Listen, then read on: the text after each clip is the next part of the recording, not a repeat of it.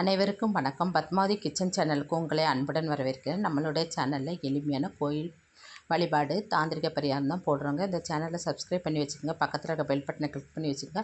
நாங்கள் போடுற ஒவ்வொரு வீடியோ உங்களுக்கு உடனுக்குடன் அப்டேட் ஆகிட்டு இருக்கும். வாங்க வீடியோக்குள்ளே போகலாம். அன்றைக்கி புதன்கிழமை புதன் பகவானை நம்ம வழிபடுறதுனால, அதாவது படிக்கிற குழந்தைங்களுக்கு புதன் பகவான் வழிபடுவதனால நல்ல கல்வி அறிவு இருக்கும், ஞாபக சக்தி இருக்கும். நிறைய பேர் இப்போ நிறைய பசங்க புக் எடுப்பாங்க, வீட்டில் படிக்கவே மாட்டேங்காங்க. என்ன படித்தாலும் அவங்க பரிசு எழுதும்போது அவங்களுக்கு ஞாபக சக்தி குறைவாக இருக்குது, மறந்துடுதாங்க அப்படின்னு நினைக்கிறவங்க புதன் பகவானை வழிபாடு செய்ய சொல்லும்போது அங்கே படிப்புங்கிறது முன்னேற்றமாக இருக்கும். பொன் பொருள் சேர்க்கைக்கும் புதன் பகவான் நல்ல ஒரு இதை கொடுப்பார். குழந்தை பாக்கியத்துக்கும் புதன் பகவானை வழிபடலாம். நமக்கு அதாவது நரம்பு சம்பந்தமான வேதி உள்ளவங்களும் புதன் பகவானை வழிபடும்போது நமக்கு அது இந்த வேதி அதாவது இந்த நோய் குணமாகி நல்ல ஒரு மாற்றம் இருக்குங்க. இந்த புதன் பகவானை நம்ம எப்படி வழிபடணும்னு பார்த்தீங்கன்னா, வீட்டிலே கூட வழிபடலாம், கோயிலில் சென்றும் வழிபடலாம். வீட்டில் வழிபடும்போது நம்ம பூஜை ரூமில் அதாவது நான் காலையில் எழுந்துச்சி நல்லா குளிச்சுட்டு பூஜை ரூமில், அதாவது புதன் ஓரை காலையில் 6 to 7 இருக்குது, மத்தியானம் 1 to 2, ராத்திரி 8 to 9. இந்த புதன் ஓரையில் உங்களுக்கு எந்த நேரம் வசதியாக இருக்கும், முக்கியமாக காலையிலே நீங்கள் புதன் பகவானை வழிபடுறது ரொம்ப சிறப்பு. இல்லை ராத்திரியும் கூட நீங்கள் வழிபடலாம். நம்ம பூஜை ரூமில் நல்ல அந்த படங்கள் எல்லாம் நல்லா சாமி படங்கள்லாம் துடைச்சிட்டு, புதன் பகவான் படம் நிறைய பேர் வீட்டில் இருக்கோ இல்லையோ தெரியாது, இருந்தவங்க அந்த படத்தை நல்லா துடைச்சி அதுக்கு மஞ்சள் குங்குமம் எல்லாம் வச்சுட்டு நீங்கள் ஒரு அதாவது நல்ல மணமுள்ள மலரை அந்த படத்துக்கு போடலாம். அப்படி புதன் பகவான் படம் இல்லைன்னா கூட நம்ம பெருமாள் தான் புதனுடைய அவதாரமாக, புத பகவானுடைய இதுக்கு புதன்கிழமை தோறும் நம்ம பெருமாள் கோயிலுக்கு கூட போய் சாமி கும்பிடுவோம்.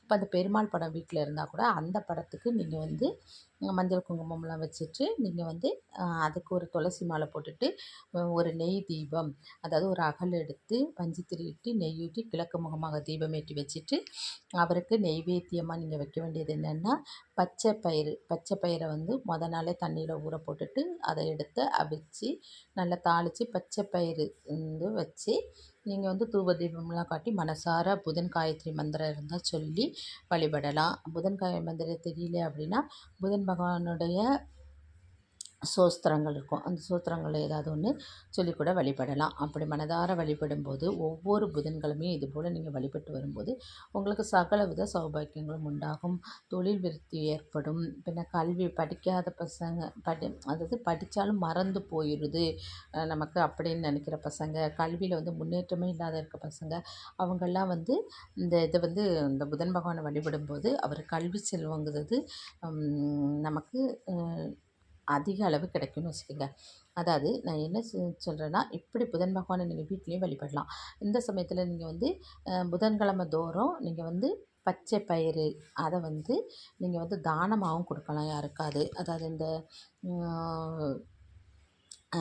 அதாவது நம்ம வீட்டில் பக்கத்தில் ஏதாவது அவங்களுக்கு கொஞ்சம் வசதி குறைவாக இருக்கிறவங்களுக்கு கூட நீங்கள் இந்த பச்சை பயிரை தானமாக ஒவ்வொரு புதன்கிழமையும் கொடுக்க உங்களுடைய வாழ்க்கையில் செல்வ செழிப்புங்கிறது நல்ல மாதிரி வரும். கல்வியில் முன்னேற்றங்களும் இருக்கும் பசங்களுக்கு. இதே மாதிரி நீங்கள் செய்யலாம். கோயிலில் போய் நீங்கள் புதன் பகவானை வழிபடலாம். அப்படி கோயிலில் போய் நீங்கள் சாயந்தரம் புதன் பகவானை வழிபடுறீங்கன்னா என்ன செய்யணும்னா, ஒரு தட்டில் பச்சை பயிரை நிரப்பிட்டு அதுக்கு மேலே ஒரு அகல் வச்சு நெய் ஊற்றி பஞ்சு திரியிட்டு தீபமேற்றி அவரை 9 சுற்றி வழிபடலாம். இதுபோல் தொடர்ந்து ஒரு 11 வாரம் இல்லைன்னா 21 வாரம் புதன்கிழமை தோறும் புதன் ஓரையில் இப்படி புதன் பகவானை வழிபடும்போது குழந்தைகளோட கல்வியில் நல்ல முன்னேற்றம் இருக்கும். அரசாங்க வேலை கிடைக்கு பரீட்சை எழுதியிருப்பாங்க நிறைய பேர், அந்த பரீட்சையில் பாஸ் ஆகணும்னு நினைக்கிறவங்க கூட இந்த மாதிரி வழிபாடு செய்யலாம். தொழில் ஸ்தாபனத்தில் நம்ம எவ்வளோ தான் தொழில் செஞ்சும் வருமானம் இதாக இருக்குது அப்படிங்கிற அந்த தொழிலுக்கு அதிபதியே புதன் பகவான் தான். இந்த புதன் கோயில் எங்கே இருக்குதுன்னு பார்த்தீங்கன்னா, திருவைங்காடுங்கிற ஊரில் தான் இந்த புத பகவானுக்கு கோயில் இருக்குது. அங்கேயும் முடிஞ்சவங்க அங்கே கூட போயிட்டு வரலாம்.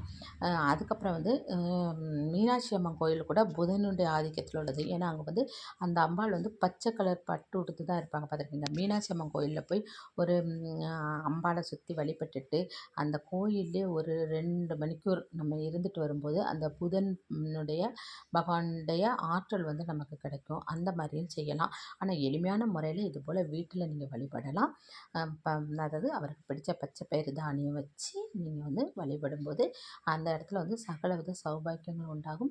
குழந்தைகளுடைய படிப்பு வந்து நல்ல நிலையில் இருக்கும். தொழில் ஸ்தாபனத்தில் வந்து நமக்கு நல்ல ரீதியில் தொழில் நடந்து பொன்னும் பொருளும் சேர்க்கை உண்டாகும். அதாவது பொண்ணு கிடைத்தாலும் புதன் கிடைக்காதுன்னு பழமொழியே நமக்கு தெரியும். அப்போ அந்த புதன்கிழமை தோறும் புதன் ஓரையில் இந்த மாதிரி செய்து நீங்கள் சகலவித சௌபாக்கியங்களும் உங்களுக்கு கிடைக்கட்டும். உங்கள் குழந்தைகள் கல்வியில் முன்னேற்றம் உண்டாகட்டும்னு சொல்லி நானும் முதன்மை ஒன்று வேண்டிக்கிறேன். இந்த வீடியோ பிடிச்சிருந்தால் லைக் பண்ணுங்கள், ஷேர் பண்ணுங்கள், சப்ஸ்கிரைப் பண்ணுங்கள். பக்கத்தில் இருக்க பெல் பட்டனை கிளிக் பண்ணுங்கள். இன்னொரு பதிவில் உங்களை சந்திக்கிறேன். நன்றி, வணக்கம்.